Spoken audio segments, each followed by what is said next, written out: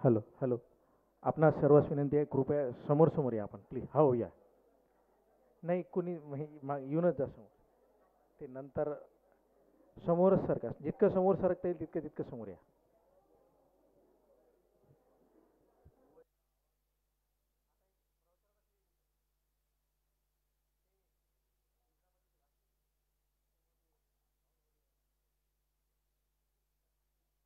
कृपया महिला मंडळ आपणास विनंती आहे, आपण समोर समोर या.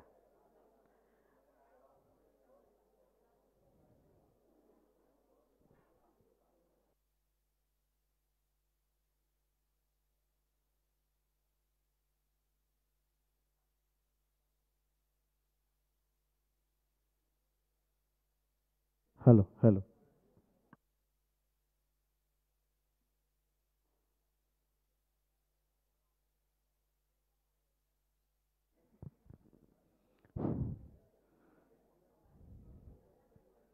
समय सारखी म्हणायची. समय सारखी म्हणायची.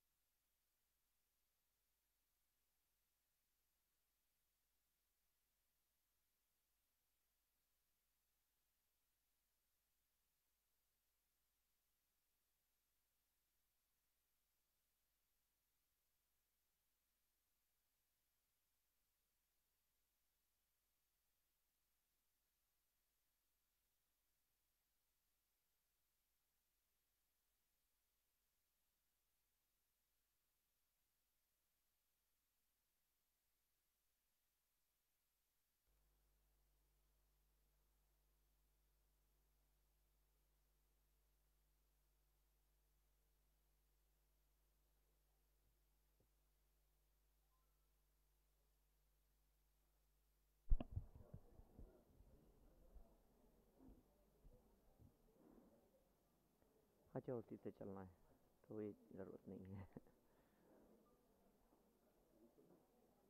हाँ जनवाणी विराजमान कीजिए।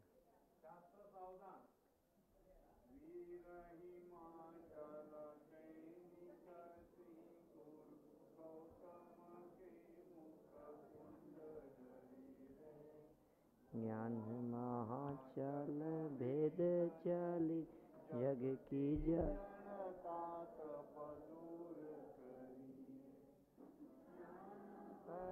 निधि माहिरनी बहु भंग तरंगनी सोचरी है। शारद गंगा नदी में अंजुलि कर शीश धरी है। मंदिर में अनिवार्य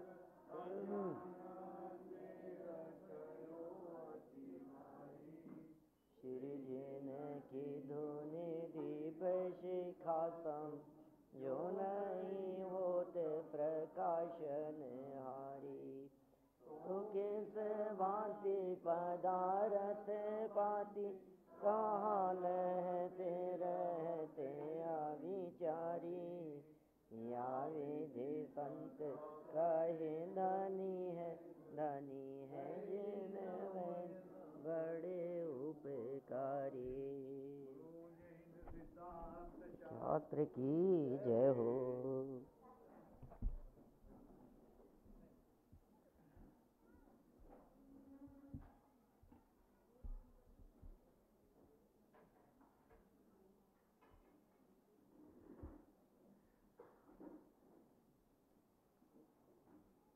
चलिए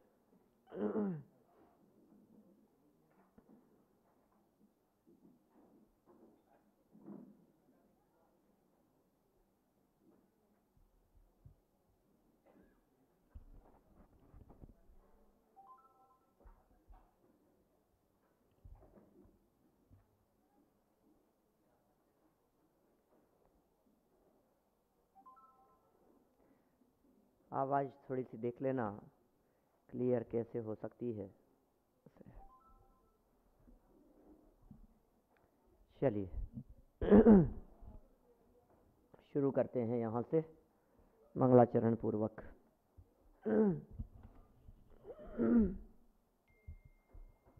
जय श्री ओम नमः सिद्धेभ्य।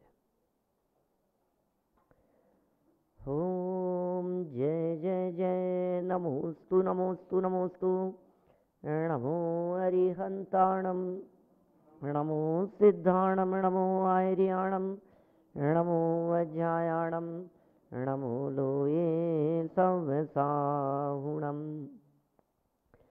वंदे तु सर्वसिद्धे ध्रुवमचल मनोमं गदिं पते वोचामि समय पाहुड़े मिणमो सुध केवली भणिदम नमः समय साराय स्वानुभूत्या चकासते चेत स्वभावाय भावाय सर्वभावांतरच्छिदे जिन स्वानुभूति से खिरी मम स्वानुभूति मधिगिरी विमल धारा जन श्रुत आनंद अमृत से भरी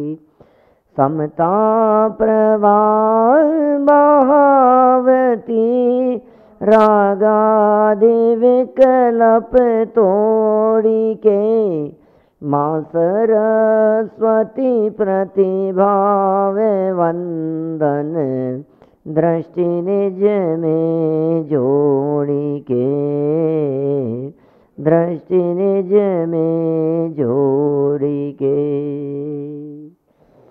ग्रंथराज समय सार जी यहाँ विराजमान हैं। श्रीमद् भगवत कुंद कुंदाचार्य देव प्रणीत यह अद्भुत रचना है। इस महान ग्रंथ के आधार से हम पुण्य पाप अधिकार के अंतर्गत चर्चा कर रहे हैं।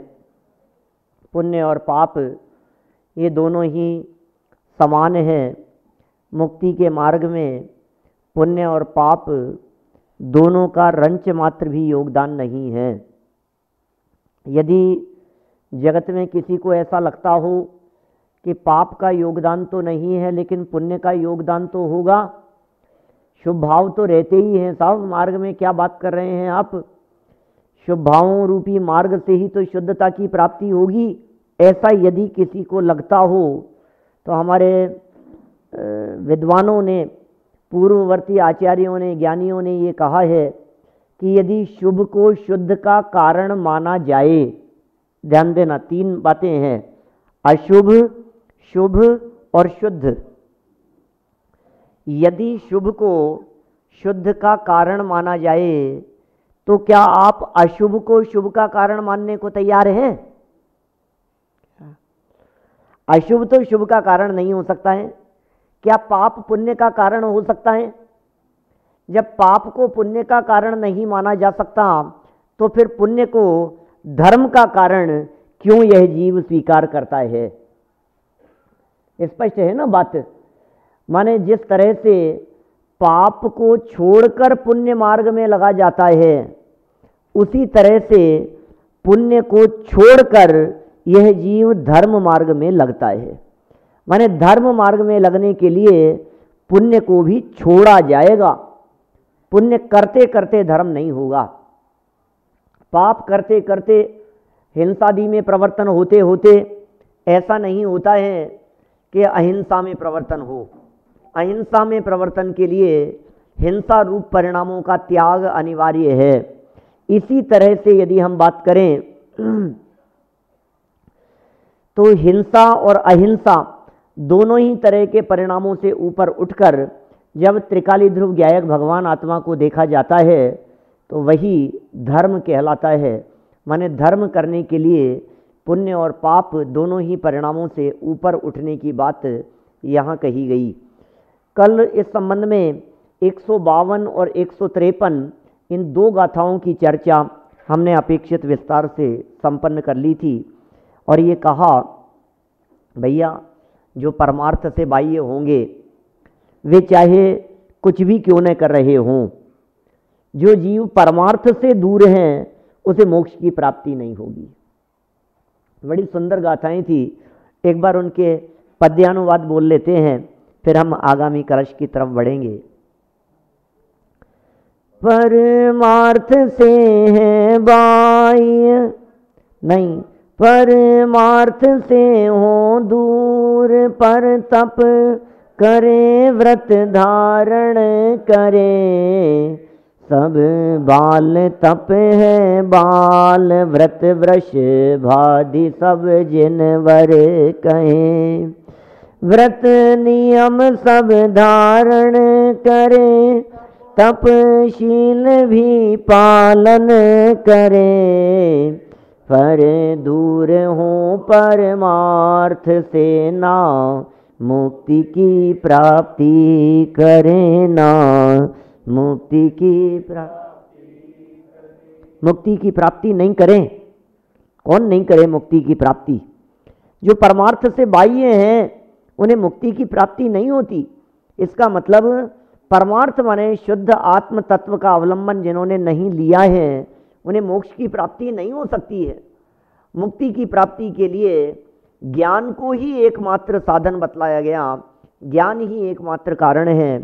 फिर चाहे आप ज्ञान को छोड़कर व्रत अंगीकार करो, पूजन भक्ति आराधना जो करना हो करो, लेकिन आत्मा जाना नहीं तो कुछ सिद्धि होने वाली नहीं है। माने आत्मा को जान करके ही सिद्धि होती है। जिसने आत्मा को जाना, अब व्रत तप आदि सभी सार्थक हैं, आत्मा को नहीं जाना तो व्रत तप आदि सभी निरर्थक हैं। ये बातें हो चुकी थी यहाँ, और इसी प्रकरण को थोड़ा और आगे बढ़ा रहे हैं। देखिए 105 नंबर का बड़ा सुंदर कलश दिया है इसी बात को पुष्ट करने के लिए। पेज नंबर है 249 समय सार ग्रंथादिराज, और 105 नंबर का ये कलश शिखरिणी छंद है। शिखरिणी, शिखरिणी जानते हैं कि आपके यहाँ बनता है कि शिखरिणी? महाराष्ट्र में बनता है, मराठी में बनता है शिखरिणी। क्या कैसे बनता है? माने वो दही होता है ना, दही, दही में खांड मिलाकर शिखरिणी बनता है। श्रीखंड, श्रीखंड अलग है और शिखरिणी अलग है, थोड़ा फर्क भी। कभी यहाँ दाहोद था मैं, तो वहाँ उन्होंने मेरे को इसमें अंतर भी बतलाया, बोले शिखरिणी और श्रीखंड में फ़र्क है। तो खैर देखिए उसमें क्या होता है, बहुत प्रमादी हो जाता है व्यक्ति उसको खा करके। तो ये ऐसा एक छंद है शिखरिणी नाम का छंद, जिस छंद को भी बड़ा ऐसा मदमत्त होकर के पढ़ा जाता है। ये जो है ना अपने महावीराष्टक, महावीराष्टक वाली धुन है इस शिखरिणी की। महावीराष्टक की क्या धुन है? यदि ये चैतन्य मुकुर इव भावाश्चिद चिताव, ऐसे ऐसे झूमते हुए उसको आप पढ़ते रहें धीरे धीरे। यदि तद ज्ञानात्मा ध्रुवमचलमा भाति भवनम, शिवस्यायं हेतु स्वयमपि यतच इति, अतोऽन्यद्बन्धस्य स्वयमपि यतो बन्ध इति तत्, ततो ज्ञानात्मत्वं भवनमनुभूतिर्हि विहितम्। पद्यानुवाद भी रोला छंद, बड़ा सुंदर छंद है। ज्ञान रूप ध्रुव अचल आत्मा का ही अनुभव, मोक्ष रूप है स्वयं अतः वह मोक्ष हेतु है। शेष भाव सब बंध रूप है, बंध हेतु है। इसीलिए तो अनुभव करने का विधान है, इसीलिए तो अनुभव करने का विधान। क्या बात कह रहे हैं भाई साहब, इसलिए अनुभव करने का विधान है। अनुभव करने के विधान की चर्चा यहाँ की जा रही है। अरे भाई क्या बतलाएं आपको, इस धरती पर वर्तमान में ऐसे भी अनेक लोग हैं जो ये बात करते हैं कि अरे इन छद्मस्तों को तो अनुभव हो ही नहीं सकता, छद्मस्त अवस्था में कैसे अनुभव होगा, आत्मा पकड़ ही में ही नहीं आता है। ऐसी बातें चल रही है भाई साहब, आत्मा पकड़ में ही नहीं आता है, तो आत्मा का अनुभव कैसे होगा। तुम्हारे ज्ञान कौन सा है, बोले मति श्रुत ज्ञान। तुम्हारे मति श्रुत ज्ञान से आत्मा का अनुभव कैसे होगा, आत्मा तो केवल ज्ञान का विषय है, मति श्रुत ज्ञान का विषय ही नहीं है। अब भाई साहब हमें एक बात बतलाइए, यदि आपको ऐसा लगता है कि मति श्रुत ज्ञान से आत्मा का अनुभव नहीं हो सकता, तो फिर क्या 12वें गुण तक केवल ज्ञान होने पर होगा आत्मा का अनुभव। जो लोग ये कहते हैं कि 10वें गुण स्थान में आत्मा का अनुभव होगा, श्रेणी चढ़ते समय आत्मा का अनुभव होगा, 12वें गुण स्थान में आत्मा का अनुभव मानते हैं, वो लोग मानते हैं समाज में कि 12वें गुण स्थान में यथाख्यात चारित्र होने पर 11वें 12वें गुण स्थान में आत्मा का अनुभव होता है। तो मैं पूछना चाहता हूं 11वें 12वें गुण स्थान में कौन सा ज्ञान होता है, मति श्रुत होता है कि केवल ज्ञान होता है। मति श्रुति होता है ना 11वें 12वें में भी, केवल ज्ञान तो 13वें गुण स्थान में होगा। तो जिन्हें ऐसा लग रहा है कि भाई मति श्रुत ज्ञान से आत्मा का अनुभव नहीं होता, यथाख्यात चारित्र होने पर होता है, तो वे स्वयं ही कंफ्यूज हैं। जरा बात स्पष्ट होनी चाहिए भाई साहब, यहाँ तो अनुभव की बात चल रही है, यहाँ कोई प्रदेश प्रत्यक्ष की बात नहीं है, ये तो स्वानुभव प्रत्यक्ष है। आत्मा को मति ज्ञान श्रुति ज्ञान के माध्यम से जाना जा सकता है, अनुभव का मतलब ज्ञान ही तो है, ज्ञानात्मक अनुभव ही तो होता है। और अनुभव क्या होता है, माने केवल ज्ञानी जिस तरह से मति श्रुत ज्ञान के माध्यम से हम जानते हैं वैसे नहीं जानते, केवल ज्ञानी प्रदेश प्रत्यक्ष जानते हैं। केवल ज्ञानियों के जानने में और छद्मस्त जीव के अनुभव करने में फर्क है, जितना फर्क है उतना फर्क स्वीकार्य है। और फर्क कितना है, मति श्रुत ज्ञान के माध्यम से इंद्रियों और मन के माध्यम से जाना जाता है, मति ज्ञान और श्रुति ज्ञान परोक्ष ज्ञान है, तो परोक्ष ज्ञान के माध्यम से परोक्ष अनुभव होता है। ठीक है, कोई बात नहीं, परोक्ष की बात कर लो। अब केवल ज्ञान होने पर प्रदेश प्रत्यक्ष होता है, माने वहाँ स्पष्ट दिखता भी है, ज्ञान भी स्पष्ट दिखाई देता है, ज्ञान में आत्मा के प्रदेश झलकते हैं, गुण झलकते हैं। ऐसा एग्जाम्पल दिया है हमारे विद्वानों ने, आचार्यों ने, एक अंधा व्यक्ति मिश्री खाए और एक देखता हुआ मिश्री खाए, स्वाद में क्या फर्क है। बस केवल ज्ञानी परमात्मा देखते हुए स्वाद ले रहे हैं, और छद्मस्त जीव चौथे गुणस्थानवर्ती, पंचम गुणस्थानवर्ती, छठे सातवें गुणस्थानवर्ती, ये बिना देखे हुए मिश्री का स्वाद ले रहे हैं। स्वाद में क्या अंतर है, ख्याल में आया क्या, एग्जाम्पल ख्याल में आया क्या। पंडित जी साहब ने ऐसा एग्जाम्पल दिया है, महापंडित टोडरमल जी साहब ने, और भी आचार्यों के द्वारा कहे गए कथन हैं इस तरह के।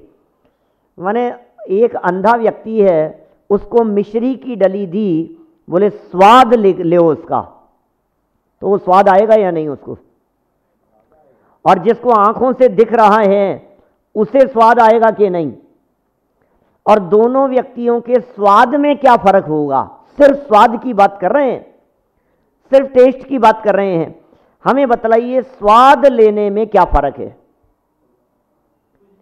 कुछ भी फर्क नहीं है, बस यही बात तो कहना चाह रहे हैं। आत्मा का जो स्वाद है, आत्मा का जो अनुभव है, ये अनुभव चौथे गुणस्थान में, पंचम गुणस्थान में, अरे छठे सातवें गुणस्थानवर्ती मुनिराजों को, भावलिंगी संतों को भी होता है। ये आत्मा के अनुभव की चर्चाएं हैं, ये सब बातें शास्त्रों में लिखी हैं। 286 नंबर पेज पर मोक्ष मार्ग प्रकाशक में टोडरमल जी साहब ने कहा, सो शुद्धोपयोग, सो आत्मा का अनुभव निचली भूमिका वाले के द्रव्यानुयोग अपेक्षा से कहाँ है, करणानुयोग की अपेक्षा से तो यथाख्यात चारित्र वाले के ही शुद्धोपयोग आत्मा का अनुभव होता है। ये कुछ बातें आपके समझ में आ रही है कि जो मैं करणानुयोग की, कर्म सिद्धांत की बातें, यथाख्यात चारित्र की बातें कह रहा हूँ, कुछ समझ में आती है कि हाँ ना, गर्दन ऐसे हिलाएं, ऐसे हिलाएं, जवान से बोलें, कुछ तो कहें। आ रही है समझ में, कठिन तो नहीं है। नहीं तो लगे कि यथाख्यात चारित्र क्या होता है, कौन से गुणस्थान की बात कर रहे हैं, तो फिर मैं उस तरह से समझाऊंगा, सरल करके समझाऊंगा। और माने 11वें 12वें गुणस्थान में, 13वें 14वें गुणस्थान, इन गुणस्थानों में यथाख्यात चारित्र कहा है। 5 प्रकार के चारित्र हैं ना, सामायिक, छेदोपस्थापना, परिहार विशुद्धि, सूक्ष्म सांपराय और यथाख्यातमिति चारित्रम। राजन जी पाटिल साहब, पाटनी साहब, माने 5 प्रकार के चारित्र। अब सामायिक, छेदोपस्थापना, ये चारित्र होते हैं 6ठे गुणस्थान से 9वें गुणस्थान तक। सामायिक और छेदोपस्थापना 6ठे से 9वें गुणस्थान तक। परिहार विशुद्धि होता है 6ठे 7वें गुणस्थान में ही, क्योंकि परिहार विशुद्धि चारित्र विशेष प्रकार का चारित्र है। 30 वर्ष तक सुखपूर्वक उन्होंने काल व्यतीत किया हो, फिर तीर्थंकर आदि के पादमूल में उन्होंने साधना की हो, फिर वहाँ व्रत लिए हों, फिर दीक्षा ली हो, उसके बाद में 2 कोस नियम से प्रतिदिन चलने का विधान है इनके, बड़े कठोर है उनका आचरण परिहार विशुद्धि चारित्र वालों का। तो परिहार विशुद्धि चारित्र 6ठे 7वें गुणस्थान में, सामायिक और छेदोपस्थापना 6ठे से 9वें तक। अब सूक्ष्म सांपराय 10वें गुणस्थान में, 6ठे से 9वें तक तो वो हो गए। सूक्ष्म सांपराय 10वें गुणस्थान का नाम है, तो 10वें गुणस्थान में सूक्ष्म सांपराय चारित्र। और 11वें से आगे 11वें 12वें 13वें 14वें गुणस्थान में वहां कहा है यथाख्यात चारित्र। 10वें तक सूक्ष्म सांपराय, 11वें से यथाख्यात चारित्र। अब आत्मा का अनुभव यथाख्यात चारित्र वालों के होता है। बोले ये कर्णानुयोग की अपेक्षा से ऐसा कथन किया है। द्रव्यानुयोग की अपेक्षा से जहां पाप भाव न हो और पुण्य भाव से भी ऊपर उठकर वीतराग परिणाम हो, वहां शुद्धोपयोग और आत्मानुभव की चर्चा नीचे के गुणस्थानों में भी कही है। ये स्पष्टीकरण दिया है। और भी कई जगह पर 320वीं जब इस गाथा की चर्चा आएगी इसी समय सार में, तो 320वीं गाथा की टीका का प्रकरण, विशेषकर जयसेनाचार्य की टीका का प्रकरण, उसमें वे कहते हैं जिसे औपशमिक, क्षयोपशमिक, क्षायिक भाव कहा जाता है, द्रव्यानुयोग की अपेक्षा से अध्यात्म भाषा में उसे ही शुद्धोपयोग, शुद्धात्माभिमुख परिणाम, आत्मानुभव ऐसे शब्दों से पुकारा जाता है। किसको कहा? जिसे औपशमिक सम्यक्त्व, क्षयोपशमिक सम्यक्त्व, क्षायिक सम्यक्त्व, ये जिसको कह रहे हैं उसे ही शुद्धोपयोग कहते हैं, उसे ही शुद्धात्माभिमुख परिणाम कहते हैं, उसे ही आत्मानुभव कहकर के पुकारा जाता है। मैं जयसेनाचार्य देव के शब्द बतला रहा हूं। अब औपशमिक भाव कहां होता है? 4थे गुणस्थान में। क्षयोपशमिक भाव कहां होता है? 4थे गुणस्थान से 12वें गुणस्थान तक क्षयोपशमिक भाव है। क्षायिक भाव कहां होता है? कि दर्शन मोहनी के क्षय की अपेक्षा से 4थे गुणस्थान से क्षायिक भाव है। तो आप क्लियर कीजिए पहले दिमाग में कि औपशमिक, क्षायिक, क्षयोपशमिक भाव में यदि आत्मानुभव कहा है, शुद्धोपयोग कहा गया है, जनागम में कहा है, जनवाणी में यदि उसे शुद्धोपयोग कहकर के पुकारा है, तो उसका अर्थ क्या समझना चाहिए कि 4थे गुणस्थान में माने गृहस्थ जीव के भी शुद्धोपयोग हो सकता है। इसीलिए तो अनुभव करने का विधान है। बिना अनुभव के मोक्ष मार्ग नहीं होता है, ऐसा कह रहे हैं यहां। इस कलश के माध्यम से कह रहे हैं बिना आत्मानुभव के गुणस्थान नहीं चढ़ना होता है। अरे बिना अनुभव किए हुए ये जीव यदि मुनि बनेगा तो फिर कष्ट पाएगा, ऐसा है। और मुनिराज तो कष्ट नहीं आनंद भोगते हैं। मुनिराज भोगते सुख की खान। मुनिराजों को कष्ट नहीं होता, मुनिराजों को पीड़ा नहीं होती, मुनिराज आनंद का उपभोग करने वाले होते हैं। माने हृदय में ऐसे जो पीड़ा झलकती है ना भाई साहब, मैंने ऐसे लगता है कि ये कितनी पीड़ा। अरे भाई बनोगे तो पता लगेगा तुम्हें। मजाक का काम नहीं है मुनि बनना, मजाक का काम नहीं है। हम तो कह रहे हैं भैया मुनि तकलीफ के लिए बने हैं कि आनंद के लिए बने हैं?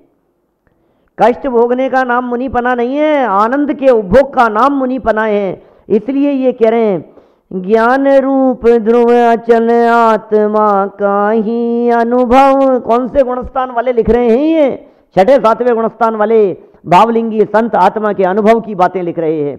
हर्षवर्धन जी साहब ये लिख रहे हैं बातें आत्मा के अनुभव के लिए। कौन? 6ठे 7वें गुणस्थान वर्ती आत्मा के अनुभव के लिए। 4थे गुणस्थान वाले गृहस्थ जीवों को प्रेरणा दे रहे हैं, आत्मा का अनुभव करो भाई, अनुभव करो। अनुभव करने की प्रेरणा दे रहे हैं। किसको दे रहे हैं? अरहंतों को। अरहंतों को अनुभव करने की प्रेरणा देंगे तो क्या अनुभव की प्रेरणा की जरूरत है? 11वें 12वें गुणस्थान वालों को अनुभव की प्रेरणा देंगे पंकज भाई? बोले होगा ही नहीं। 11वें 12वें गुणस्थान वालों को क्या अनुभव की प्रेरणा देने की जरूरत है? अरे वो तो बिना उसके क्षण मात्र में केवल ज्ञान प्राप्त करने वाले हैं। 11वें 12वें गुणस्थान में पूर्ण सुख कहा गया है। पूर्ण सुख है विनम्र भाई, पूरी तरह से 100% सुख है 11वें 12वें गुणस्थान में, कमी नहीं है। 10वें गुणस्थान तो कषायांश का उदय है, 10वें तक लोभ का उदय है, सूक्ष्म लोभ सूक्ष्म सांपराय है, इसलिए वहां परिपूर्ण सुख नहीं है। और 11वें गुणस्थान में रंच मात्र भी मोह का सद्भाव न होने से वहां 100% सुख है। भले गिरेगा, गुणस्थान गिरेगा भी, नियम से गिरेगा, नीचे गिर जाएगा, लेकिन उसके बावजूद भी जब तक 11वें गुणस्थान में है तब तक 100% सुख है। 12वें गुणस्थान में परिपूर्ण सुख है। अब आप ये कह रहे हो कि 11वें 12वें गुणस्थान में जाकर के आत्मा का अनुभव होगा, अरे वहां तक पहुंचेगा कैसे? जब तक आत्मा का अनुभव नहीं होता है तब तक व्रताधिक अंगीकार करने में कष्ट नजर आता है, और जब आत्मा का अनुभव साथ में होता है फिर कष्ट नहीं लगता है। कैसे सहन करते हैं मुनिराज? साधक जीव, आराधना करने वाले, त्यागी, तपस्वी, संयमी उपसर्ग आ रहे हैं, परिचय सहन कर रहे हैं, वे कैसे सहन कर रहे हैं?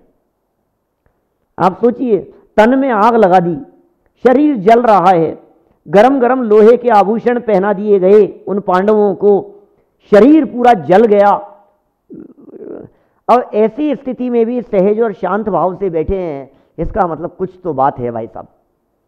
उनके जीवन में कुछ तो ऐसा है जो चीज जन सामान्य के जीवन में नहीं है, जो चीज हमारी लाइफ में नहीं है, ऐसा कुछ तो उनके जीवन में है।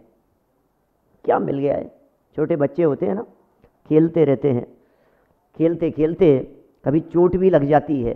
क्रिकेट खेलते हुए, भागते दौड़ते हुए दर्द ही नहीं होता है, खेलने में इतने मस्त रहते हैं पता ही नहीं लगता है।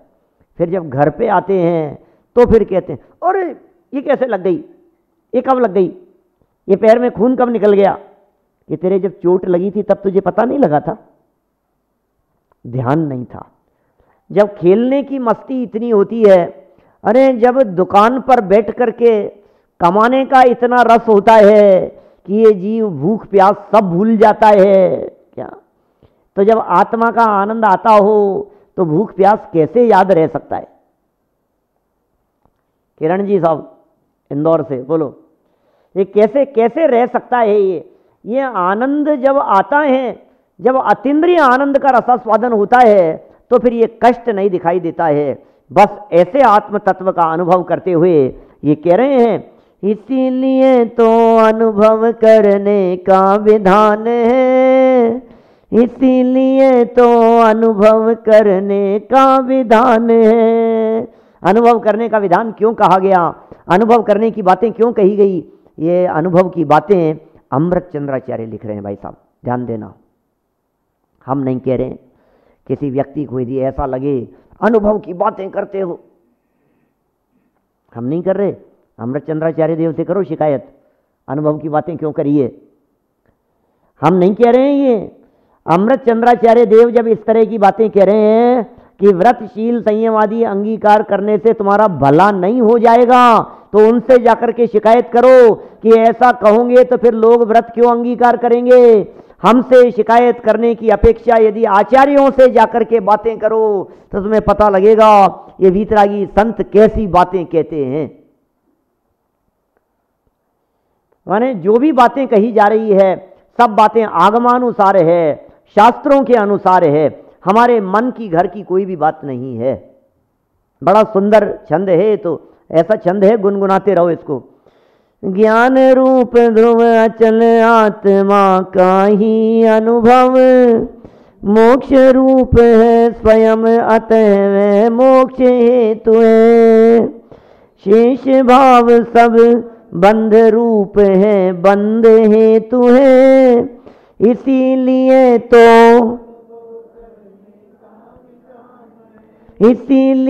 तो अनुभव, क्या लिख रहे हैं ये मूल कलश में है, ये ऊपर चर्चा ये लिखा है, ज्ञानात्मत्वम भवनम अनुभूतिर ही विहितम, अनुभूति ही विहितम, अनुभूति करने का विधान है। माने ये अनुभूति करने की चर्चा आचार्यों ने शास्त्रों में खूब लिखी है, कैसे अनुभव होता है। रस स्वादत सुख उपजे, अनुभव ताको नाम, वस्तु विचारत ध्यावते, मन पावे विश्राम। वस्तु स्वरूप का विचार करते करते जब मन विश्राम को प्राप्त करता है तो अनुभव हो जाता है। क्या कुलभूषण जी साहब, वस्तु स्वरूप का विचार करते करते जब ये जीव जब इसका मन विश्राम को प्राप्त करता है, तो मन विश्राम को प्राप्त कर सकता है क्या? छद्मस्त का करेगा ना, क्यों नहीं करेगा। मति श्रुत ज्ञान के माध्यम से आत्मा का अनुभव हो सकता है क्या? आपके अवधि ज्ञान तो है नहीं, अवधि ज्ञान तो छद्मस्तों के होता नहीं है, मने परिय ज्ञान तो छद्मस्तों के होता नहीं है। होता है अवधि मने परिय ज्ञान छद्मस्तों के, लेकिन अपने नहीं है। यहाँ वर्तमान में अपने मति श्रुत ज्ञान नहीं है, केवल ज्ञान तो हो नहीं सकता है। तो जो भी छद्मस्त जीवों को अनुभव होगा वो क्षयोपशम ज्ञान से ही तो अनुभव होगा। क्षयिक ज्ञान 13वें गुणस्थान में, अब 13वें गुणस्थान में आत्मा का अनुभव मानोगे तो क्षयिक ज्ञान में मानो। अब क्षयिक ज्ञान तो है नहीं, तो क्षयोपशम ज्ञान में यदि अनुभव होगा तो मति श्रुत ज्ञान से ही अनुभव होगा। अब समस्या ये है, ऐसा लगता है अपने को देखने पर कि मति ज्ञान और श्रुत ज्ञान ये तो परोक्ष ज्ञान है। मति ज्ञान और श्रुत ज्ञान अवधि मने परिय एक देश प्रत्यक्ष हैं, केवल ज्ञान सकल प्रत्यक्ष है। तो केवल ज्ञान के माध्यम से सब प्रत्यक्ष होगा और परोक्ष ज्ञान के माध्यम से प्रत्यक्ष अनुभव कैसे होगा? ऐसा प्रश्न उठाया रहस्यपूर्ण चिट्ठी में टोडरमल जी साहब ने, और बड़ा सुंदर जवाब दिया कि जब मति श्रुत ज्ञान परोक्ष ज्ञान है तो उनसे आत्मा प्रत्यक्ष होता है या नहीं होता है? तो उन्होंने जवाब दिया कि मति श्रुत ज्ञान के माध्यम से आत्मा प्रत्यक्ष नहीं हो सकता है। क्या लिखा भरत भाई? मति श्रुत ज्ञान के माध्यम से आत्मा प्रत्यक्ष नहीं हो सकता क्योंकि ज्ञान परोक्ष है तुम्हारा। क्या बात कर रहे हो साहब, आत्मा प्रत्यक्ष नहीं हो सकता? कि हाँ नहीं हो सकता, लेकिन फिर अगली लाइन में लिखा अनुभव प्रत्यक्ष होता है। क्या कहा? आत्मा प्रत्यक्ष नहीं होता लेकिन आत्मा का अनुभव प्रत्यक्ष होता है। अनुभव करने के लिए आत्मा का दिखाई देना जरूरी नहीं है, बिना देखे हुए भी अंधा व्यक्ति भी अनुभव कर सकता है। ऐसे अनुभव करने की बात कह रहे हैं। समाज में बातें चलती है, इसलिए थोड़ा सा और विशेष स्पष्टीकरण करने का यहाँ भाव हुआ, लेकिन क्या करें, स्पष्ट लिख रहे हैं अमृत चंद्राचार्य देव। और समाज में चर्चा कुछ भी चलती हो, कोई भी व्यक्ति कुछ भी कहते हो, ज्ञान रूप ध्रुव अचल, ज्ञान रूप ध्रुव अचल, आत्मा का ही अनुभव। कौन से आत्मा का अनुभव कर रहे हैं? जो ज्ञान रूप है, ध्रुव है, अचल है। अरे भाई, ये ज्ञान रूप आत्मा मति श्रुत ज्ञान से पकड़ में आता है कि नहीं? आप कहोगे साहब आत्मा तो अमूर्तिक है, अमूर्तिक आत्मा मति श्रुत ज्ञान से कैसे पकड़ में आएगा? तो ज्ञान के माध्यम से अनुभव में आ रहा है कि नहीं कि मैं ज्ञान स्वभावी हूं? ज्ञान तो अमूर्तिक है, वो ज्ञान प्रकट अनुभव में आ रहा है कि नहीं? फिर कैसे कहते हो आप कि पकड़ा नहीं जा सकता है? नहीं पकड़ा जा सकता है, ये बात कैसे कह सकते हो आप? अच्छा सुनिए, उमा स्वामी आचार्य देव के तत्वार सूत्र को पढ़ो जरा, फिर आपको समझ में आएगी। मति श्रुत ज्ञान रूपी पदार्थों को जानते हैं और इनको जानते हैं और पुद्गलों को ही जानते हैं, इंद्रियों के माध्यम से जानते हैं। अरे मन भी कहाँ है? और आगम से जानते हैं, शास्त्रों के आधार से जानते हैं, जनवाणी के आधार से जानते हैं। तत्वार सूत्र महाशास्त्र पहला ही अध्याय अंतिम सूत्रों में से सूत्र नंबर कितना होगा देखो, लगभग 28-29 के आसपास का सूत्र होगा। और उस सूत्र में क्या कह रहे हैं? मति श्रुतियोर निबंधो द्रव्येषु सर्व पर्यायेषु। मति ज्ञान और श्रुत ज्ञान का संबंध सर्व द्रव्यों में होता है, लेकिन असर्व पर्यायेषु, सभी पर्यायों में नहीं होता। इसका मतलब मति ज्ञान और श्रुत ज्ञान अमूर्तिक धर्म द्रव्य को जान सकते हैं। मति ज्ञान और श्रुत ज्ञान से अमूर्तिक अधर्म द्रव्य को जाना जा सकता है, अमूर्तिक आकाश द्रव्य को जाना जा सकता है, अमूर्तिक काल द्रव्य को जाना जा सकता है। कैसे जान लेते? जान लेता है, बस ज्ञान का स्वरूप है जानना। कैसे जानता है? बोले शास्त्र के आधार से जानता है, आगम के आधार से जानता है। बस आगम के आधार से जान रहा है, यही हम कह रहे हैं। आगम आधार से आत्मा को जानकर उस आत्मा का अनुभव किया जा सकता है। पकड़ में आता है आत्मा, ज्ञान के माध्यम से पकड़ में आने को ही अनुभव कहते हैं।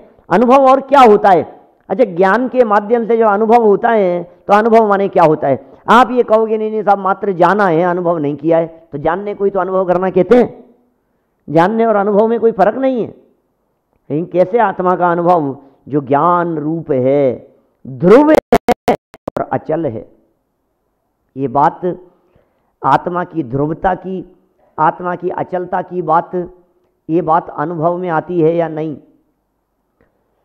व्यंतरादिक पूर्व भव का संबंध प्रकट करते हुए दिखाई देते हैं। कई बार हिंदुस्तान में ऐसी घटनाएं घटी है, इस विश्व में 200 से ज़्यादा ऐसी घटनाएं घट चुकी हैं। रिसर्च है बाकायदा, उसमें स्पष्ट हुआ है कि इसको पूर्व भव का ज्ञान हो गया। हर 2-4 साल में आपको कभी न कभी न्यूज़पेपर में ऐसी घटना मिल जाएगी और ऐसी चर्चाएं चलती रहती है।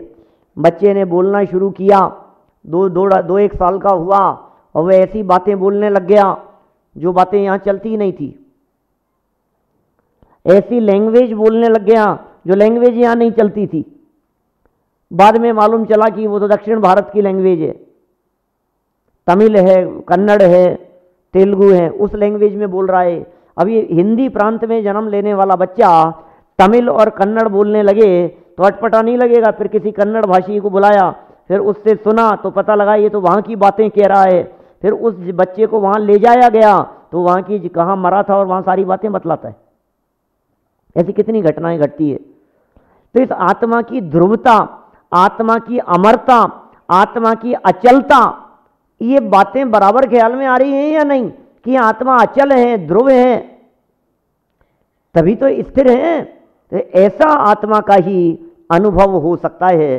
इस आत्म तत्व का अनुभव करने के लिए कह रहे हैं और बड़ा सुंदर प्रयोग नीचे कर दिया, ये मोक्ष रूप भी है, अतः स्वयं वह मोक्ष हेतु है। जो मोक्ष रूप होगा वही मोक्ष का हेतु होगा। कारण कार्य की समानता की बात कह रहे हैं। वर्तमान में दुख और उससे भविष्य में सुख, ऐसा नहीं होता। लोक में इस तरह की बातें चलती है, ऐसी बातें बोली जाती है। भैया देख, बच्चों को कहते हैं थोड़ा कष्ट भोग लो, थोड़ी परेशानी भोग लो, फिर भविष्य में सुख, बाद में सुख मिलेगा। अभी कष्ट भोगोगे, बाद में सुख मिलेगा। लेकिन गलत फहमी में है, ऐसा नहीं होता है। बच्चों को समझाने के लिए कुछ भी कहो आप अपने घर में, वो नहीं कह रहे हैं। लेकिन जब वर्तमान में ही कष्ट है तो उसके फल में तुम्हें आनंद कैसे मिलेगा? आनंद के फल में आनंद की प्राप्ति होती है। स्वाधीन वस्तु के अवलंबन से स्वाधीनता की प्राप्ति होती है। वर्तमान में स्वाधीन अनुभव करेंगे तो स्वाधीनता मिलेगी। ये इतनी सुंदर बात कह रहे हैं यहां। मोक्ष रूप है, जैसा कारण होगा जो स्वयं मोक्ष स्वरूप है वह ही मोक्ष का हेतु हो सकता है। इसमें लिखा दौलत राम जी ने छेड़ाला में, संवर तत्व संबंधी भूल, दूसरी ढाल का छंद है, बहुत मार्मिक पंक्ति है। आत्म हित हेतु विराग ज्ञान थे, याद है क्या? आत्म हित हेतु विराग ज्ञान ते लखे आपको कष्ट दान। ये क्या है? ये भूल है। ये आत्मा का हित करने वाला वैराग्य और ज्ञान, इसमें कष्ट समझना ये भूल है। वैराग्य में कष्ट नहीं है, दीक्षा लेने पर कष्ट नहीं है, संयम अंगीकार करने पर पीड़ा नहीं होती है, तकलीफ नहीं होती है। यदि संयम अंगीकार करने पर आपको पीड़ा दिखाई दे रही है तो यह तो संवर तत्व के संबंध में भूल है। भरत भाई भूल कहकर के पुकार रहे हैं, और मुनिराज तो संवर निर्जरा तत्व होते हैं। अब वैराग्य को समझ रहे हैं, भाई साहब अरे क्या पीड़ा है, 2 दिन भूखे रहो तुम्हें पता लगेगा, रोजाना एक टाइम भोजन करना आसान काम है क्या? इस भयंकर सर्दी में जब हम बिना कपड़े रहते हैं तो कितना कष्ट होता है। बहुत कष्ट होता है साहब, बहुत कष्ट होता है महाराज, बहुत अच्छी बात है, कष्ट भोग रहे हैं आप। कष्ट भोगने के लिए मुनि बने थे, आनंद भोगने के लिए मुनि बना जाता है। मुनिराजों को कष्ट नहीं होता। अरे यदि कष्ट हो रहा है इसका मतलब उपयोग शरीर शरीर शरीर शरीर के प्रति लगा हुआ है। यदि उपयोग शरीर से हटे और आत्मा पर जाए तो फिर कष्ट का अनुभव नहीं होवे। कष्ट का अनुभव तब तक ही है जब तक शरीर की तरफ ध्यान है। सारा खेल उपयोग का है, सारे उपयोग के प्रयोग हैं इस तरह के। आगे चल करके गाथाओं के अंदर इस तरह के प्रयोग किए हैं आचार्य देव ने, मैंने बहुत स्पष्ट शब्दों में लिखा है। अरे तो क्या बात कर रहे हो आप, उपयोग के प्रयोग करके देखो, आप उपयोग इधर से इधर हटा करके देखो।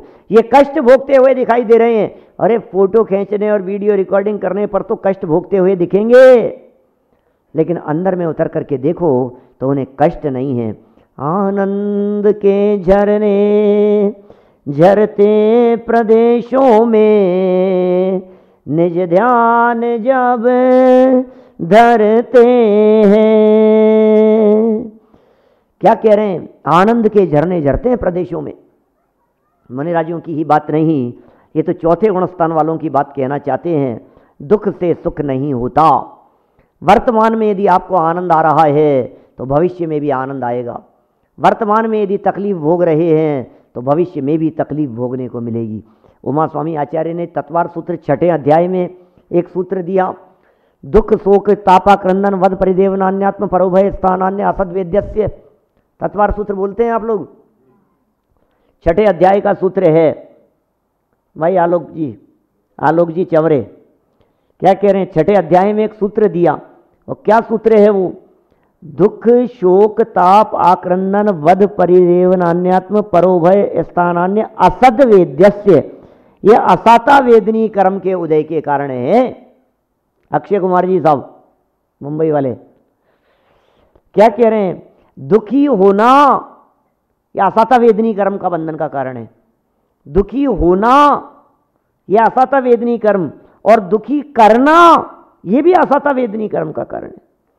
आप यदि वर्तमान में दुखी हो रहे हैं, मुनि हो चाहे गृहस्थ हो, पंचम गुणस्थानवर्ती श्रावक हो, प्रतिमाधारी हो, चाहे एलक जी शुल्लक जी हो, चाहे मुनिराज हो, यदि वे दुखी हो रहे हैं तो उमा स्वामी आचार्य ये कहते हैं असाता का बंधन कर रहे हो भैया, असाता बांध रहे हो।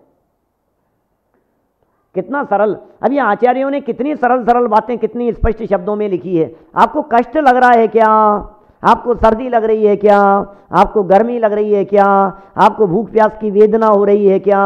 3 दिन हो गए उपवास, आपका तन पीड़ित है क्या? यदि आपको पीड़ा का अनुभव हो रहा है तो महाराज पीड़ा का अनुभव नहीं होना चाहिए भैया, पीड़ा का अनुभव नहीं होना चाहिए। तुमने उपवास किया, अष्टानिका चल रही है, आज तीसरा उपवास है, दूसरा उपवास है, तो क्या लगता है भाई साहब? नहीं बहुत पीड़ा, भूख तो लगती है, बहुत पीड़ा हो रही है। बोले यदि तुम्हें कष्ट लग रहा है तो तुम समझ लो पुण्य भी नहीं बन रहा है। कष्ट के काल में तो आसाता वेदनी कर्म बनता है, कष्ट नहीं भोगते।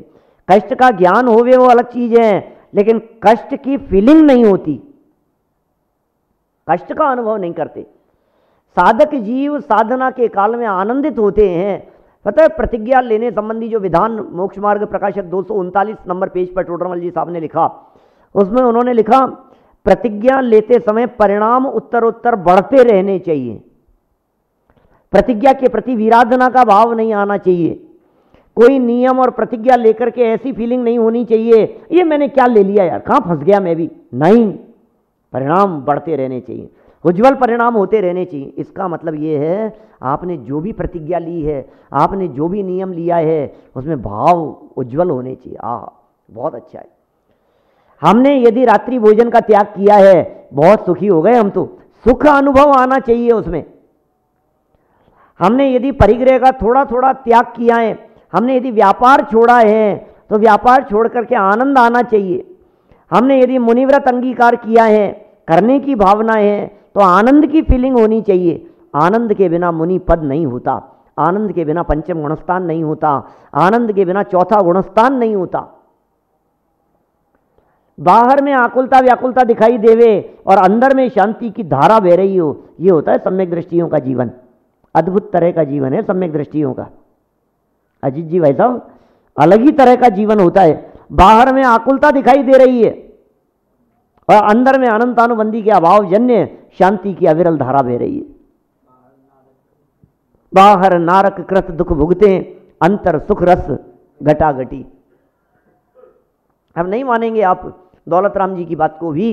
अंतर सुख रस घटाघटी, ये क्या है? ये काय का सुख रस है? ये रमत अनेक सुरन संग पे तिस परिणति तै नित हटा हटी, और चिन्ह मूरत द्रगधारी की मोहे रीति लगत है अटापटी। चैतन्य मूर्ति पर जिनकी दृष्टि है, उनकी रीति उनकी चाल हमें अटपटी सी दिखती है। देवांगनाओं के साथ में रम रहे हैं और देवांगनाओं से आलिप्त हैं। कष्ट भोग रहे हैं और कष्ट नहीं भोग रहे हैं तो आनंद भोग रहे हैं। दिख तो रहा है कष्ट भोग रहे हैं।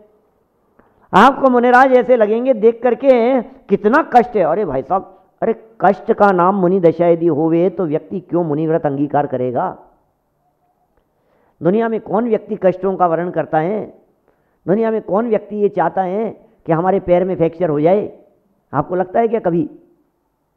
ऐसा लगता है कभी? शिरीष भाई, कभी लगता है कि आपके फ्रैक्चर हुआ क्या कभी? मेरे नहीं हुआ कभी फ्रैक्चर, कभी नहीं हुआ।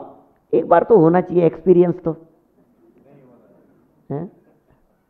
राजन जी पाटनी साहब, एमएलए साहब, बोलो।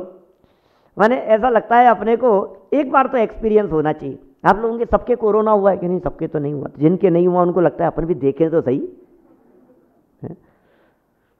देखते। और अभी तो चलो कोई बात नहीं, बहुत माइल्ड रह गया है, लेकिन जिस समय में बहुत पीक पर था, हो नहीं जाए हो नहीं जाए हो नहीं जाए, माने जिस अवस्था में कष्ट है उस अवस्था से तो ये दूर भागता है।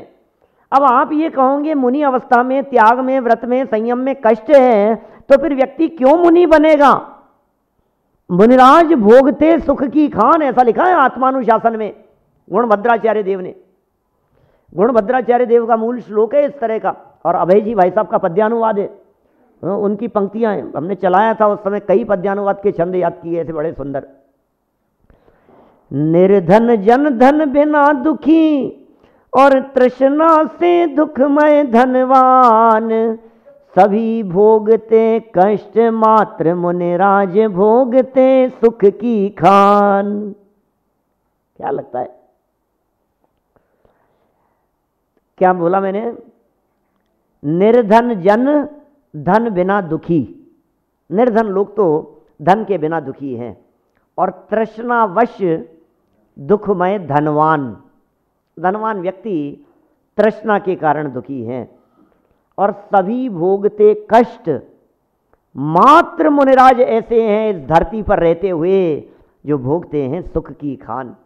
किस बात का आनंद है उनको? कैसा आनंद होता होगा? आत्मा के अनुभव बिना, आत्मा के अवलंबन बिना वो आनंद आता नहीं है। इसलिए आत्मा के अनुभव करने की बात कह रहे हैं।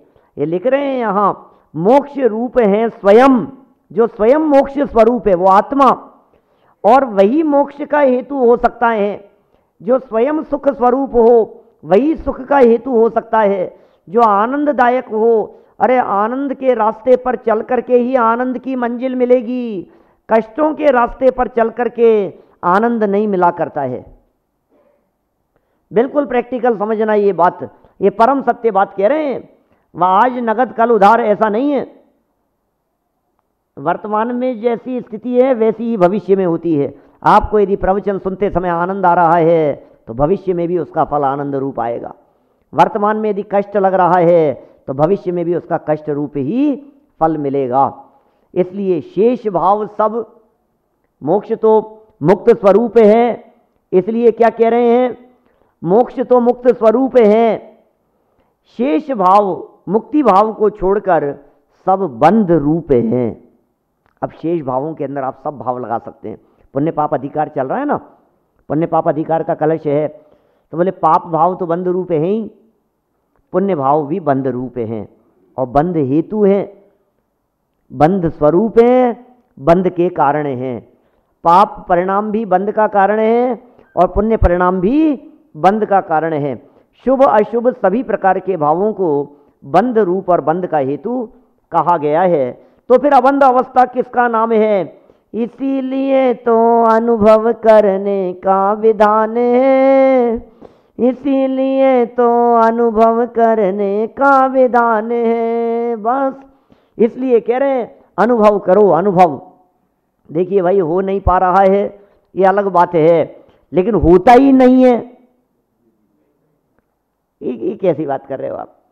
उल्लू को यदि सूर्य नहीं दिखता है और वो जगत में इस तरह की बात कहे, नहीं नहीं सूर्य होता ही नहीं है, और उल्लुओं की सभा लगी और सभा में उन सब उल्लुओं ने एक साथ प्रस्ताव पास कर दिया, सबने मिलकर के, बोलो भैया तुम्हें दिखता है क्या? सूर्य नहीं दिखता। तुम्हें दिखता है क्या? नहीं दिखता। तुम्हें दिखता है क्या? नहीं दिखता। किसी को दिख रहा है क्या? नहीं। सर्वसम्मति से अपन आज ये प्रस्ताव पास करते हैं कि इस धरती पर सूर्य नाम की कोई चीज ही नहीं है, क्योंकि कभी किसी ने देखा नहीं है, इसीलिए तो वो उल्लू है। देखा ही नहीं है।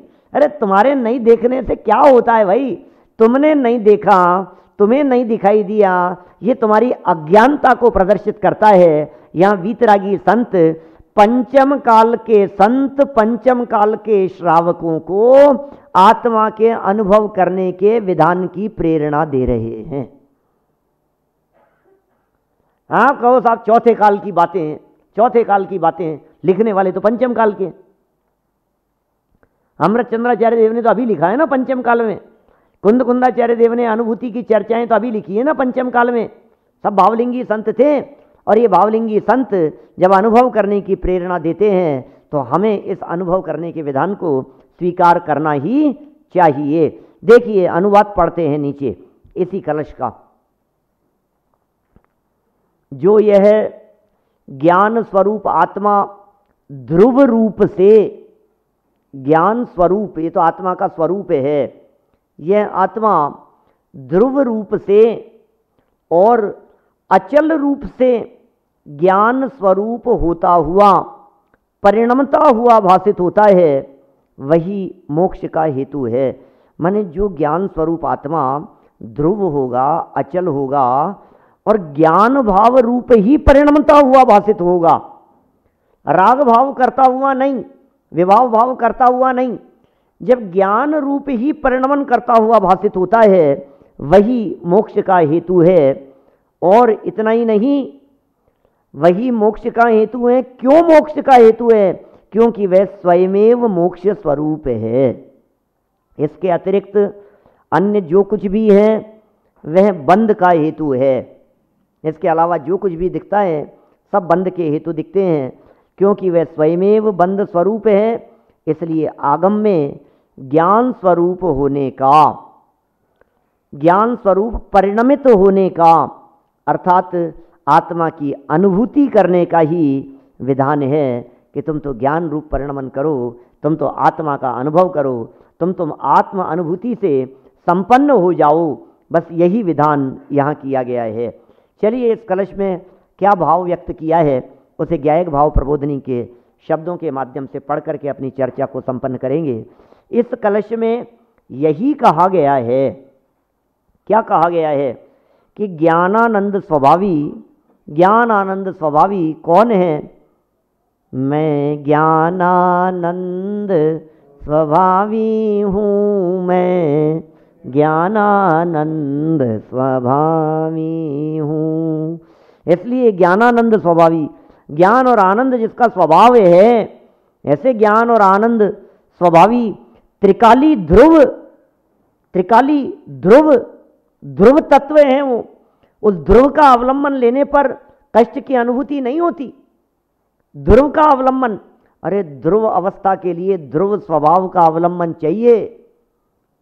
परमानेंट वस्तु के अवलंबन से परमानेंट सुख मिलता है और क्षणिक वस्तुओं के अवलंबन से क्षणिकता भासित होती है। इसलिए हमें परमानेंट वस्तु का, ध्रुव वस्तु का अवलंबन चाहिए। आपने सुनी क्या वो लाइनें? कबीरदास जी की पंक्तियां हैं, चलती चक्की देख कर दिया कबीरा रोए, दो पाटन के बीच में साबुत बचा न कोई। चक्की चलाते हैं क्या? देखिए क्या अभी भी चलती है क्या आपके यहाँ घरों में? कहीं कहीं घर में पहले तो हुआ करती थी, हमने तो बचपन में देखी भी है और चलाई भी है घर में। अभी तो वो, अब तो इलेक्ट्रिक चलती है सब, वो उस चक्की से पिसता है। लेकिन पहले तो चक्की चलाते थे, ऐसे पाटे होते थे हैं पत्थर के, दो पाटे, और ऊपर से गेहूं डाला जाता था बीच में, और गेहूं डला और वो दो पाटों के बीच में साबुत बचा न कोई, कोई साबुत बचा नहीं है। कौन कह रहा है? कबीरदास जी। और देख करके रोते हैं, अरे भाई चलती चक्की देख कर दिया कबीरा रोए, दो पाटन के बीच में साबुत बचाना कोई। वहीं दूर खड़ा खड़ा एक कमाल नाम का व्यक्ति वो खड़ा था, और वो देख करके हंस रहा था। वो क्या कहते हैं? चलती चक्की देख कर दिया कमाल हंसाए। क्यों हंस रहा है, क्यों मुस्कुरा रहा है? कि कीली के संग जो रहे उसको कौन पिसाए। समझ में आ गया क्या? बीच में एक ध्रुव कीली होती है, जिस कीली के सहारे वो चलते ये चक्की, उस कीली के नजदीक जो गेहूं के दाने रह गए, क्या जिन्होंने ध्रुव का अवलंबन ले लिया, जिन्होंने उस अविनाशी उस कीली का सहारा लिया, अब उन गेहूं के दानों को कौन पीस सकता है? ध्रुव हो गए वे तो। अरे भैया इस संसार दशा में वही पिसते हैं जो दो चक्कियों के बीच में पिसते रहते। राग की आग में, द्वेष की कीच में, पिस गया बीच में क्यों संभलता नहीं। राग की आग में, द्वेष की कीच में, इन पाटों के बीच में, ये मोह मोह के चक्कर में ये जीव पिसता आया है। और कौन नहीं पिसेगा जिसने इस पिसते हुए के काल में भी बीच में मौजूद एक ध्रुव तत्व का अवलंबन ले लिया, बोले उसको कौन पिसाए, वो तो आनंदित रहने वाला है। ये ध्रुव तत्व, त्रिकाली ध्रुव अचल तत्व का अवलंबन लेने की प्रेरणा यहां दे रहे हैं। ध्रुव का अवलंबन लो, अचल का अवलंबन लो। कौन है वो? निज भगवान आत्मा। आहा, निज भगवान आत्मा का अनुभव ही मुक्ति रूप है। 250 नंबर पेज, मुक्ति का मार्ग है। इसके अतिरिक्त अन्य जो कुछ भी है, इसके अतिरिक्त बाकी जो कुछ भी है, शुभाशुभ भाव और शुभाशुभ आचरण, वे सभी बंध रूप हैं, बंध के कारण हैं। आप कितना भी शुभाचरण का पालन करें, आप कितने भी शुभ भाव करें, अशुभ भाव भी और शुभ भाव भी और शुभाचरण भी, दो शब्दों के प्रयोग हैं, ध्यान देना। शुभाशुभ भाव और शुभाशुभ आचरण, क्या फर्क है दोनों में? शुभाशुभ भाव और शुभाशुभ आचरण में क्या फर्क है? एक आत्मा का परिणाम है ना? कौन बोल रहा है? हाँ हाँ भाई साहब बोलिए। एक शरीर की क्रिया है, लेकिन ये जो शुभाशुभ आचरण है, ये शरीर की क्रिया कैसे शुभाशुभ आचरण हो सकती है? शरीर की क्रिया तो जड़ क्रियाएं, उस आचरण की बात नहीं कहना चाहते यहां। शुभाशुभ भाव और शुभाशुभ भावों की रूप ही चलने वाला जो परिणमन है, उसके निमित्त से होने वाली जड़ बाह्य क्रिया होवे, लेकिन वो बाह्य क्रिया का कर्ता तो ये आत्मा है ही नहीं। जड़ शरीर की क्रिया का कर्ता तो आत्मा त्रिकाल नहीं है। तो फिर ये कह रहे हैं ये कि तुम शुभाशुभ भाव भी करो और शुभाशुभ आचरण भी करो। अच्छा, जड़ क्रिया में शुभ और अशुभ कैसे हो सकता है? आचरण की बात कर रहे हैं ना, शुभाशुभ आचरण। अब आपकी जड़ क्रियाओं में शुभाशुभ पना कैसे लगेगा बताओ? जड़ क्रियाओं में तो शुभाशुभ होता ही नहीं है। शुभ और अशुभ तो भावों से ही होगा। इसका मतलब सेम क्रिया, जब देखो वो शेर और सुअर का प्रसंग आता है, कहानी नहीं सुनाऊंगा, समय हो गया है मेरा। माने शेर और सुअर के प्रसंग में दोनों लड़ रहे थे। एक मुनिराज को मारने के लिए आया था, एक मुनिराज को बचाने के लिए आया था, और दोनों आपस में लड़ रहे थे और रात भर लड़ते रहे। और इतनी तीव्रता से लड़े कि शेर ने सूअर को मार दिया और सूअर ने शेर को मार दिया और दोनों मर गए। घटना पता है ना। अब एक मर करके स्वर्ग में चला गया और एक मर करके नरक में चला गया।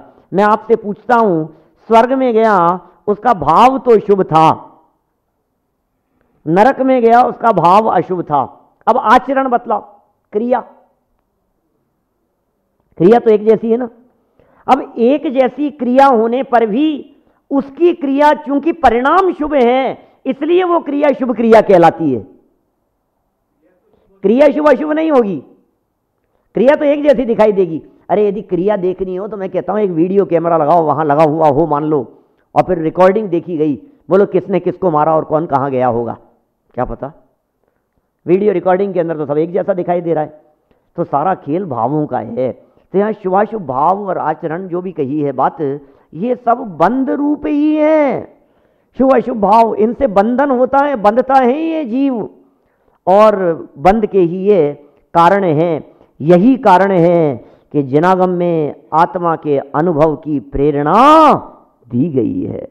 इस प्रकार इस कलश में दो टूक शब्दों में, स्पष्ट शब्दों में क्या कह दिया गया है, यह बात स्पष्ट कर दी गई है कि मुक्ति का मार्ग एकमात्र आत्मा का अनुभव है, आत्मानुभूति है। यही मोक्ष का मार्ग है, यही मुक्ति का मार्ग है। शेष सब शुभाशुभ पुण्य पाप बंध के कारण है। माने जितना भी मोक्ष का मार्ग होगा वो सब मोक्ष का मार्ग वीतराग भाव रूप होगा, शुद्धोपयोग रूप होगा, आत्मा के अनुभव का नाम ही मोक्ष मार्ग है। अरे जैसे सम्यक दर्शन, सम्यक ज्ञान और सम्यक चारित्र भी कहकर के पुकारा गया है, वो आत्मानुभव का नाम ही सम्यक दर्शन ज्ञान चारित्र है। अब ये क्या कहना चाहते हैं इसके माध्यम से, ये बात अगली गाथा में बड़े सुंदर ढंग से स्पष्ट करने वाले हैं। कल इस चर्चा को और आगे बढ़ाएंगे। बस इतनी बात ध्यान रखिए कि देह छूटने के पहले पहले ये देह देवल में विराजमान आत्मा का अनुभव हम सबके जीवन में हो। हम सब ऐसा पुरुषार्थ करें कि अपने आत्म तत्व का अनुभव कर सकें। इसी मंगल भावना से बात को यहीं विराम देता हूँ। निज में बताई यह अनंत उपकार है, उसके लिए जिन वाणी माँ को वंदना शत बार है, वंदना शत बार।